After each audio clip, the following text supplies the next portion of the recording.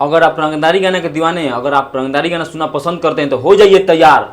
Trending star Khesari Lal Yadav का बहुत ही खतरनाक रंगदारी गाना आने वाला है, जिस गाने का नाम है माहौल बदले दो। और इस गाने का टीजर और पोस्टर आउट हो गया है, जो कि खतरनाक लुक में खेसारी लाल यादव का खतरनाक लुक दिखने को मिल रहा है। आप एक बार जरूर इस गाने को सुनिएगा, जो कि आराध्या फिल्म से कल या परसों शायद आ सकता है गाना, लेकिन आज टीजर और पोस्टर रिलीज हो गया है। खतरनाक बवाल है भाई, बवाल।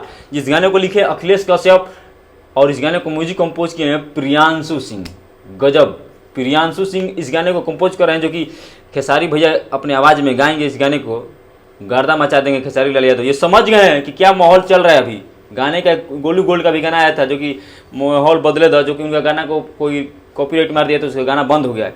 उसी मतलब ट्रैक पर खेसारी भैया का एक गाना आ रहा है माहौल बदले दो, और ये गाना मार्केट में तहलका मचाएगा, क्योंकि रंगदारी का सीजन चल रहा है भाई। सब लोग रंगदारी गाना गा रहे हैं, और इसमें फीमेल गायिका है शिल्पी राज।